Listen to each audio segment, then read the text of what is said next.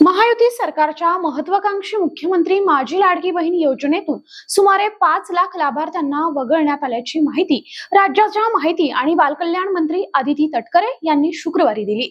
या अपात्र महिलांमध्ये संजय गांधी निराधार योजनेच्या लाभार्थी असणाऱ्या सुमारे 2,30,000 महिलांचा समावेश आहे। महायुती सरकारने गतवर्षीच म्हणजे गेल्या वर्षी विधानसभा निवडणुकीच्या तोंडावर मुख्यमंत्री माझी लाडकी बहीण योजना सुरू केली होती। ही योजना महायुतीसाठी गेम चेंजर ठरली होती।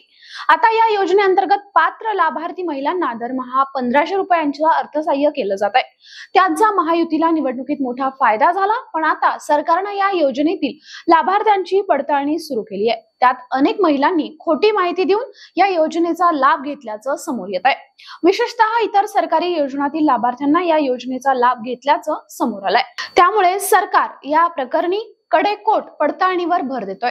राज्याच्या महिला आणि बालकल्याण मंत्री आदिती तटकरे यांनी शुक्रवारी एक ट्विट केलं आणि त्या ट्विटद्वारे लाडकी बहीण योजनेतून 5 लाख महिलांना वगळण्यात आल्याची माहिती दिली।